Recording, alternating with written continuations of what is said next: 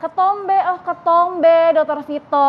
Ini, aduh kalau misalkan udah ketombe ini kebayang ya, kalau misalkan harus gatel gitu sepanjang hari, kayaknya mengganggu aktivitas Dokter Vito nih. Hari kita akan membahasnya dokter. Iya, kalau bagi laki-laki mungkin masalahnya adalah karena badai salju. Kan badai salju kan nggak enak banget dilihat ya. Jadi kayak gitu, dan gatalnya tuh paling nggak enak juga. Nah hari ini kita akan bahas khusus dengan dokter Nenden Sobarna, spesialis kulit dan kelamin, Evins DV. Dokter Nenden, ini penting banget nih. Ketombe ini katanya disebabkan karena orang jarang keramas karena jadi ketombean. Ini fakta atau mitos? Fakta. Ya, karena kalau tidak berkeramas, tentunya kan banyak minyak rambut. Kemudian dia banyak kotoran di rambutnya, sehingga menimbulkan suatu proses hanya ketombe. Oke, tapi katanya juga kalau misalkan kulit berminyak juga itu bikin ketombe tuh gimana dok? Ya, kulit berminyak bikin ketombe karena berpengaruh oleh sebum. Jadi ada sebum, ada minyak, di mana itu akan menghasilkan suatu proses di mana ada juga jamur Malassezia yang ada di kulit, sehingga itu akan menambah sebumnya bertambah banyak, sehingga menimbulkan ketombe. Jadi kalau kulit berminyak ketombe, kulit kering juga ketombe. Oh, jadi memang harus sehat kulit sehat, ya. Sedang-sedang saja. Sedang-sedang saja. Gitu ya, jangan terlalu ekstrim kalau gitu. Nah itu maksudnya seru nih kita bahas nih. Nah, berikutnya lagi ya, ini banyak dari masyarakat dokter Sasa mengenai ketombe ini kan. Ada fakta atau mitos nih ya? Kalau misalnya ketombe, biasanya kadang-kadang ketombe itu justru karena kulit kepala kering sekali, tadi udah dibahas ya, kering sekali. Tapi kalau orang terlalu rajin keramas, bikin orang jadi ketombe juga. Ini fakta atau mitos? Fakta. Karena kalau terlalu sering sekali, itu kulit jadi kering. Nah, kulitnya kering, tadi iritasi, jadi kulitnya mengelupas. Jadi itu fakta. Seringnya itu kalau terlalu sering. Ya biasanya normalnya itu 1 hari sekali atau 2 hari sekali. Tergantung kalau rambutnya berminyak satu hari satu kali sampai 2 kali. Tapi misalnya dia sampai kemana-mana pergi cuci rambut, kemana-mana cuci rambut. Apalagi menggunakan produk yang sifatnya sampo-nya yang terlalu mengandung bahan kimia. Akibatnya timbul iritasi, timbul juga. Oke, jadi kalau misalkan rambutnya kering cukup keramas satu hari sekali atau 2 hari sekali. Ya, tapi kalau berminyak bisa sehari sampai 2 kali. Ya, lebih dari itu menjadikan ketombe. Ya, terlalu kering karena kulitnya. Kalau panjang rambut itu pengaruh nggak sama orang mesti keramas lebih sering apa enggak? Kalau panjang rambut sebetulnya tidak perlu, sama saja. Yang penting dia mencucinya yang rata.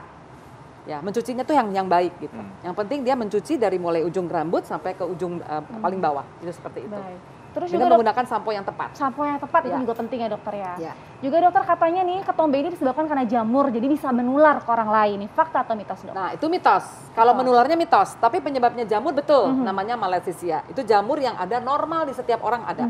Itu komensal, jadi hidupnya dia normal di situ. Dan jamur itu sifatnya tadi dia nggak makan kulit, nggak makan lapisan kulit, tapi dia bisa menyebabkan mengeluarkan lemak yang akhirnya penetrasi ke dalam kulit. Nah itu yang mengakibatkan dia akan menimbulkan radang sehingga tidak menjamur, tapi tidak menular. Nah kecuali kalau menular itu penyebabnya jamur yang sakit, bukan yang Malassezia itu menularkan. Walaupun dia ada serpihan-serpihan itu tidak, tapi kalau penyebabnya jamur yang menyebabkan patogen, yang menyebabkan penyakit itu bisa, namanya tinea capitis itu bisa. Tapi itu yang salju yang keluar itu bukan jamurnya. Bukan, itu kulitnya, kulit yang mengelupas. Iya, takutnya nanti kalau misalkan di rumah kan misal ibu-ibu bapak-bapak, wah ini salju siapa nih gitu. Ini ada jamur nih, ya jangan dimasak jamurnya. Jangan dong, ternyata itu kulit kepalanya ya. Ya, kulit kepala yang mengelupas. Dan bukan berarti juga katanya dok kalau misalkan keramas nih sebelum keramas kita garuk dulu tuh kayak tadi menguras saljunya. Nah itu bakal jadi hilang dokter itu katanya, fakta atau mitos? Itu mitos, karena kalau digaruk apalagi dengan kuku yang panjang atau pakai alat penggaruk tuh ada banyak sekali yang dijual kan, itu timbul infeksi, nanti timbul masalah lagi. Jadi itu nggak perlu dengan digaruk, cukup dengan dibersihkan saja dengan cara tadi cuci rambut. Nih masyarakat pasti penasaran masalahnya apa sih dok kalau misalkan sudah infeksi? Tentunya kalau infeksi itu berbagai akan menimbulkan infeksi yang sifatnya meradang di sekitar kulit rambut, namanya folikulitis, dan juga bisa menyebabkan dia nanti abses, menjadi bisul yang lebih parah, dan itu akan menimbulkan lagi efek yang lainnya. Bisa jadi sepsis loh, bisa jadi infeksi yang ke seluruh tubuh. Itu lebih repot lagi. Ya? Iya, dari ketombe kalau salah penanganan. Ya, seperti itu. Jadi serius ya ketombe jadinya. Jadi serius gitu, ya. Jadi berikutnya lagi nih, ini yang kita masyarakat harus tahu ya, ini mengenai ini ya. Ini coba, ini ketombe tidak berpengaruh terhadap pertumbuhan ataupun kerontokan rambut. Ini fakta atau mitos ya, tidak berpengaruh? Mitos. Jadi pengaruh dong. Pengaruh. Karena si ketombenya itu kulit itu tadi menumpuk, menutupi folikel rambut. Apalagi tadi kalau penyebabnya Malassezia itu yang suka dengan ada menghasilkan sebum yang tidak tepat. Karena sebum yang normal di kulit ada trigliserida namanya, akan dirubah sama dia menjadi asam oleat. Itu akan mengelupas lebih banyak. Akibatnya terjadilah penumpukan yang menutup folikel rambut. Tentunya pertumbuhan rambutnya akan terganggu dan juga akan mudah sekali kalau disisir rontok. Betul Seperti sekali. itu. Ya. Jadi berarti malah ketombean itu cepat lebih botak gitu maksudnya? Ya, ya rontok. kebotakan. Ya, kerontokan rambut. Rontok ya maksudnya ya? Rontok, iya. Oke, oke ya. Rontok. Dokter, misalkan dokter orang yang sudah ada ketombenya nih, Ya. baiknya untuk perawatan itu memakai apa, Dok? Nah, bisa lakukan perawatan di rumah saja, atau perawatannya kalau memang ada infeksi atau inflamasi tadi harus ke dokter. Tetapi biasanya yang paling penting adalah satu, kebersihan dulu. Dia harus rambutnya harus dicuci sehari sekali atau 2 hari sekali atau sehari 2 kali itu boleh, tergantung banyaknya minyaknya rambutnya. Kemudian setelah itu boleh menggunakan kalau rambutnya terlalu kering, bantu dengan masker rambut seperti itu. Dan jangan lupa juga dari dalam. Betul. Karena biasanya kekurangan protein, ada biotin, piridoksin, nah itu semua menyebabkan juga gangguan pada keratin daripada rambut. Oh, maksudnya Ya. dari dalam tuh pasti Dari gizinya dalam juga ya? ada Oh. gizinya Saya pikir diperbaiki. dari dalam tuh kebaikan hatinya Oh gitu ya, mungkin. gizinya. Gizinya Jadi maksudnya. harus proteinnya Gitu, dia harus ya, ya, baik. perhatikan. Iya, betul. Ya. Itu yang paling fundamental ya, Iya, gizinya dulu. gizinya dulu, diperbaiki. betul. Selain Gitu. kebersihan tadi gizinya.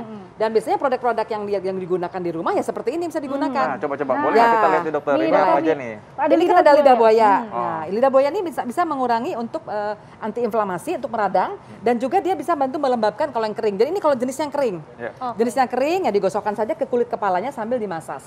Tapi digosok kan harus dibuka dulu kan ya? Ya, jadi yang dalamnya ini. Dalamnya Biasanya ya? dalamnya dibuka. Ya. Biasanya kulitnya bisa begini tapi potongan kecil. Nanti di kulitnya digosokkan. Oh, gitu. Gitu. Coba dilihat ya ini ya. Ya, jadi dalamnya ini, yang lendirnya ini. lendirnya yang Yang lendirnya digosokkan, digosokkan. Dok, Ya, ada Oke, lendirnya ini- digosokkan ke kulit kepala yang ada masalahnya. Oke, jadi nggak perlu di blender ya, Dok, sama Nggak perlu. daging-dagingnya ya, Ya udah, lendirnya aja. di lendirnya aja itu Oke. cukup. Nah, ini sehari berapa kali, Dokter? Sehari kalau tergantung beratnya. Bisa kalau misalnya ringan ya 1 hari sekali, kalau berat ya 2 hari sekali. Oke. Tetapi ini juga kadang-kadang kalau misalnya sudah mulai membaik ya kurangi. Seminggu 2 atau 3 kali saja. Oke, didiamkan Ya, gitu, Dok? didiamkan 15 menit. 15 menit. Setelah itu sampai misalnya kadang yang 3 jam maksimalnya. Nah, setelah itu baru cuci rambut dengan Baik. sampo anti ketombe tentunya. Yang di situ apa tuh, Dokter Vito? Nah, ini adalah garam. Oh, Garam ini krosok Coba gitu ya. tunjukkan dulu ya ini Nah, ini garam yang kasar, bukan garam halus ya, Iya. tapi garam krosok. Biasanya garam ini campur dengan minyak kelapa. Minyak kelapa. Ya, tujuannya untuk mengelupaskan ketombe-ketombe yang berkerak. Dikasih itu atau juga bisa dibuat larutan dengan air. Oh, dengan Jadi, air. Dengan Ini air dengan larutan. air nih. Ya, Oh. larutan dengan air bisa. itu. Kalau minyak kelapa yang nggak ada, Dok, bisa ganti dengan minyak yang lain nggak? Seperti minyak zaitun contohnya? Nggak apa-apa. Nggak Asal apa-apa. ya, Kayak gini, asal Dok, biar kan? dulu dengan minyak zaitun juga boleh. Yang penting dia bisa larut dan juga dia bisa lebih mudah. Kalau ini kan terlalu kasar nanti. Kulitnya jadi luka kalau langsung garamnya dikesiniin, ya. Oke. Tidak Minyak- efektif. Minyak goreng nggak boleh tapi Minyak ya? goreng Minyak goreng. Bukan karena mahal tapi Iya, memang bukan. emang.